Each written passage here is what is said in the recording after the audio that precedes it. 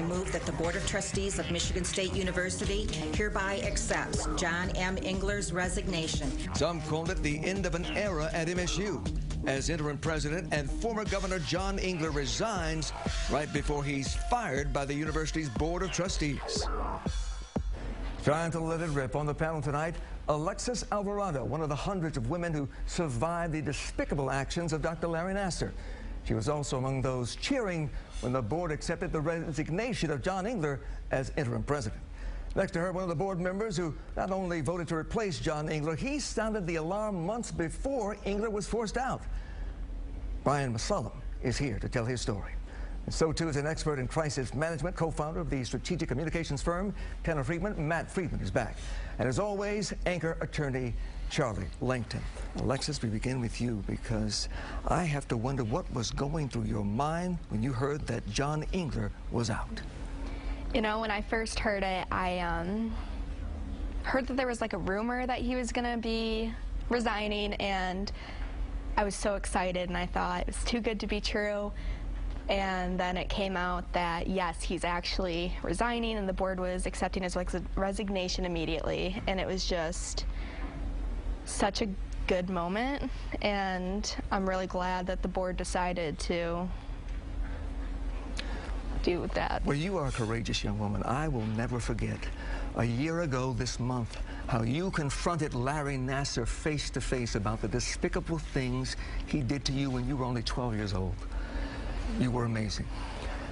But there are some out there, supporters of John Engler, who were invited, who chose not to appear here tonight, who also say that Larry Nassar, in prison for life, is not John Engler, and that John Engler's mistakes do not justify what happened to him today. What would you tell them?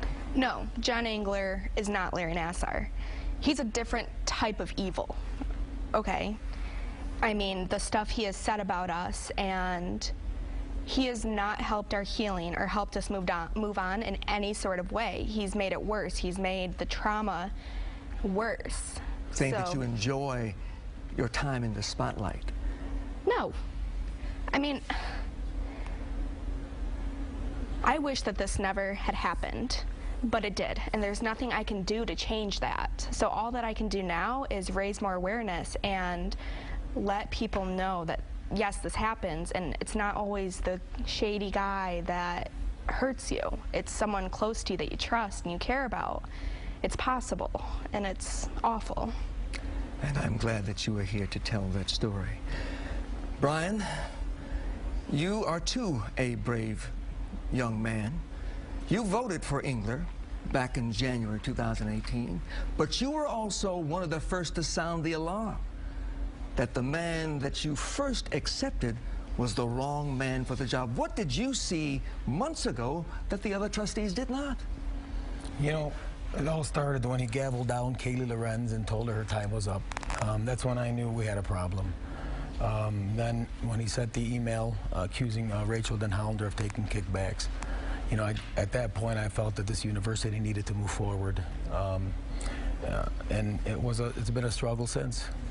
It's been a struggle since, and so since recently, we've had turnover of the board.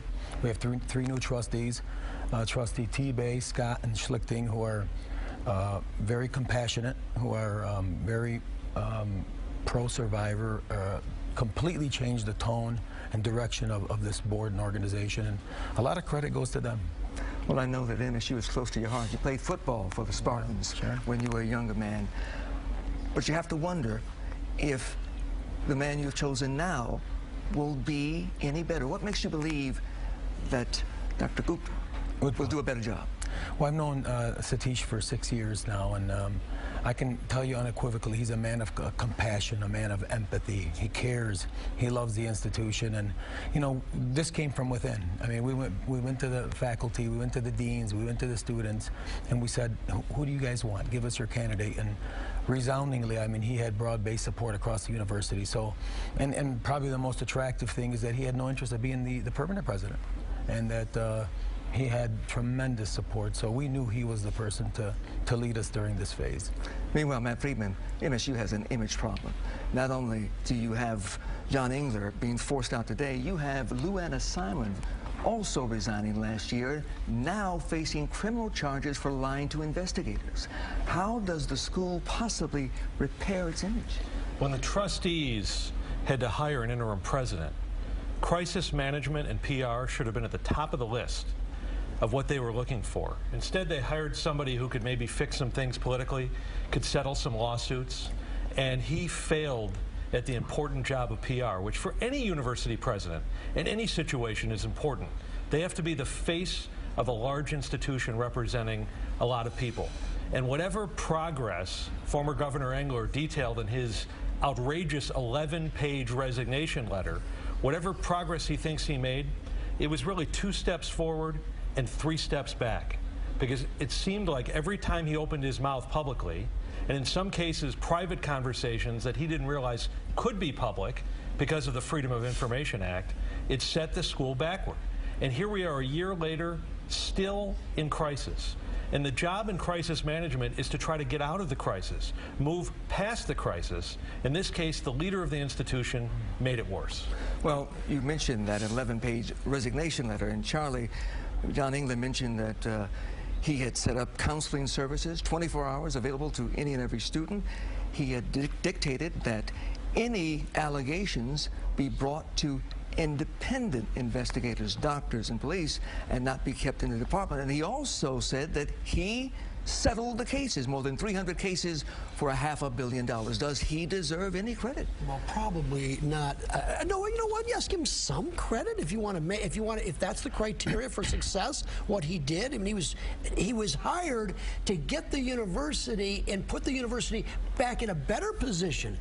And he didn't do that. And the problem is that whatever good that you arguably he did, and we could nitpick some of the settlements. Was it a good settlement? I'm not so sure it was a good settlement. And there's still, it's not over yet. It's still going on, which is going to cost the university money. So settlement, I can't put that in the list of good things that he did. But the problem is that he's a vocal person, and he didn't relate to the survivors. Isn't that what we're really talking about And that's here? imperative. When I'm working with a client in crisis, in the first 5 minutes I'm sitting down with them, I talk about showing compassion, empathy, respect for the people affected by the crisis. It's fundamental, and he couldn't do it. He showed instead disdain, resentment for the survivors of this crisis. He even mentioned the word fraud. I mean, I completely agree with him. He looked at them in an adversarial role. When you look at that resignation letter, there is no apology. When you look down all these things that were accomplished, a lot of those were being worked on before he got there. A lot of those, you know, I saw some of those admission numbers. He took credit for a lot of things that really weren't his doing. And he turned it into a political spectacle, talking about the Democrats, and really, they had nothing to do with it. I mean, we had one Republican, Dan Kelly, was going to vote against him. Nancy Schlichting's a Republican appointee. We had, you looked at, you know, when you look at tone, empathy, compassion, those are bipartisan issues. So politics had zero to do with this. This was about moving this university forward. It was about showing empathy, showing compassion. You are the face of Michigan State University.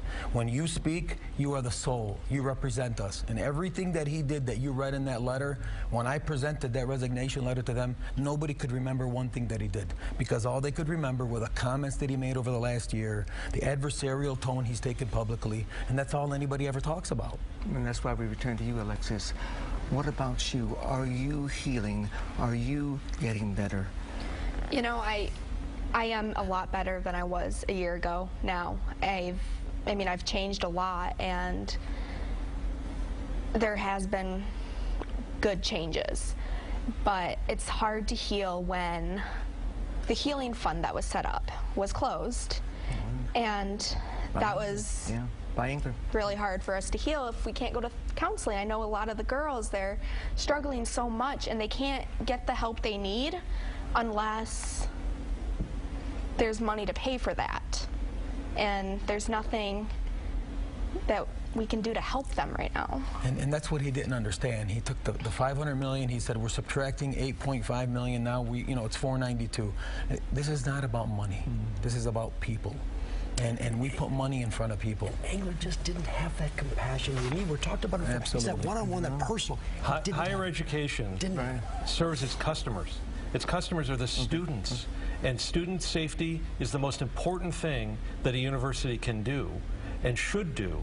And that should be priority number one for the permanent president coming in. If we learn anything, that is indeed the lesson we should learn. We thank you all for being here and for your courage and your comments. Thank you.